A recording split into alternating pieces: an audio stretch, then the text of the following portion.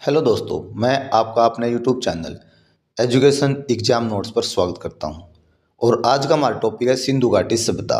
हम इसमें सिंधु घाटी से संबंधित मेन इंपॉर्टेंट क्वेश्चंस को करेंगे और जानेंगे कि क्या क्या बदलाव हुए हैं, क्या क्या नई नई खोज की गई है।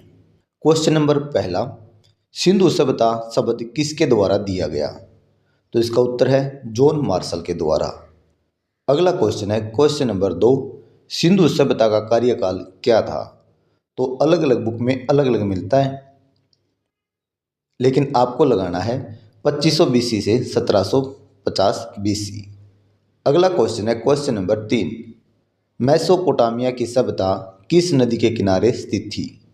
तो इसका उत्तर होगा, ये पूछी जाती है भाई, सभ्यता किस नदी के किनारे पनपी बोल दो या किस नदी के किनारे स्थित हुई।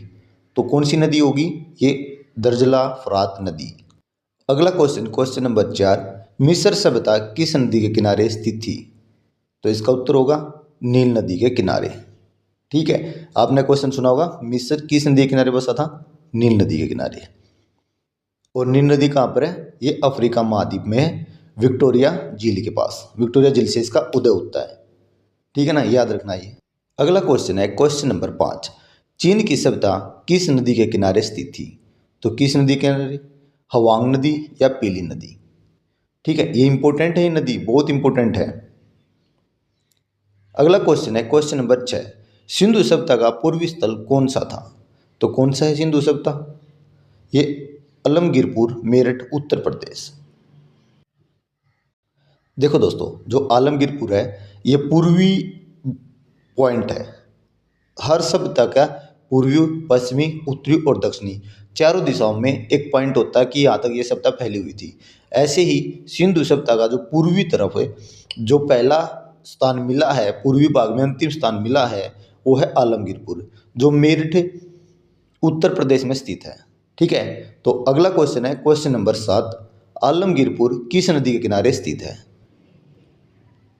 इसका सही उत्तर है हिडन नदी के किनारे। अगला क्वेश्चन है क्वेश्चन नंबर 8, सिंधु घाटी सभ्यता का पश्चिमी बिंदु स्थल कौन सा है?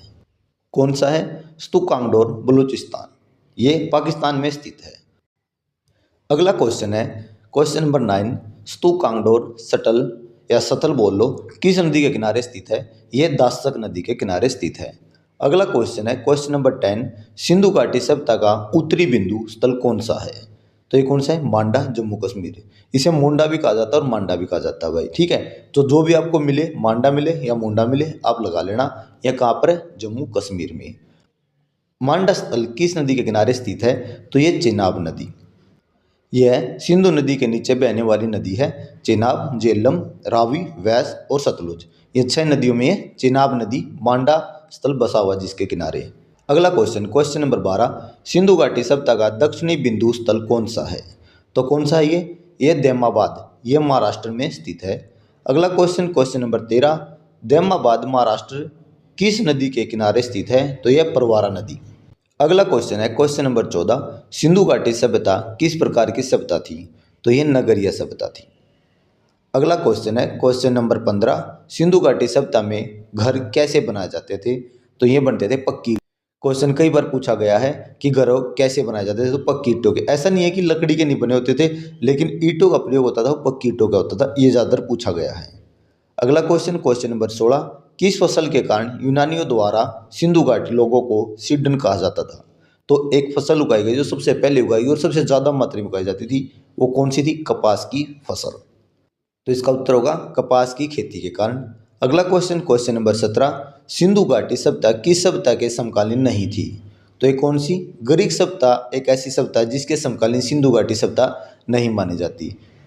इसके अलावा 3 सभ्यताएं और हैं जिनके समकालीन सिंधु घाटी सभ्यता को माना जाता है। अगला क्वेश्चन है क्वेश्चन नंबर 18, सिंधु घाटी सभ्यता में घोड़े के साक्ष्य कहाँ से मिले हैं? कहाँ से? सुत कोटड़ा, ये स्थान है, यहाँ से मिला है। अगला क्वेश्चन क्वेश्चन नंबर 19, सिंधु घाटी सभ्यता के बंदरगाह कौन से हैं? तो 2 बंदरगाह बताए गए हैं, एक लोथल है, एक सुत कोटड़ा है। अगला क्वेश्चन है क्वेश्चन नंबर 20, सिंधु घाटी सभ्यता में जुते हुए खेत और नकाशेदार ईंटों के साक्ष्य कहाँ से मिले हैं? तो इसका उत्तर होगा कालीबंगन, राजस्थान। यहाँ से चूड़ियाँ भी मिली हैं भाई। ठीक है, अगला क्वेश्चन है क्वेश्चन नंबर 21। हड़प्पा काल में मुद्रा निर्माण के लिए किस पदार्थ का प्रयोग किया जाता था? तो किसका किया जाता था? सेल खड़ी। ये क्वेश्चन मोस्ट इंपोर्टेंट है। ये सभी क्वेश्चन रिपीट हो चुके हैं भाई। हर एग्जाम में आपको इनमें से दो तीन क्वेश्चन मिलेगा ही मिलेगा। ठीक है, तो इंपॉर्टेंट है, इसे कर लेना भाई। अगला क्वेश्चन क्वेश्चन नंबर 22। हड़प्पा की मोहरों पर किसकी आकृति पाई जाती है? तो एक सरंगी पशु की। अगला क्वेश्चन है क्वेश्चन नंबर 23।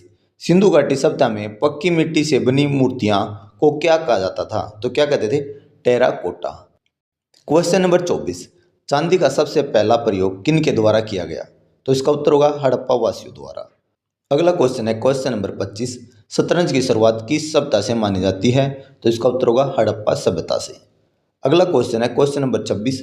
सिंधु घाटी सभ्यता के लोगों का मुख्य व्यवसाय क्या था? तो इसका उत्तर होगा व्यापार।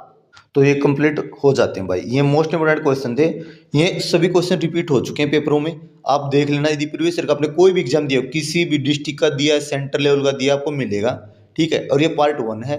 इसकी जो टॉपिक वाइज हैं, स्थलों के अनुसार है, हड़प्पा है, सिंधु घाटी के जो अन्य स्थल हैं, धोलीवीरा है, गुजरात के सबसे ज़्यादा स्थल हैं, उनके बारे में डिटेल से वीडियो आपको अलग से मिल जाएगी। ये पार्ट 1 है।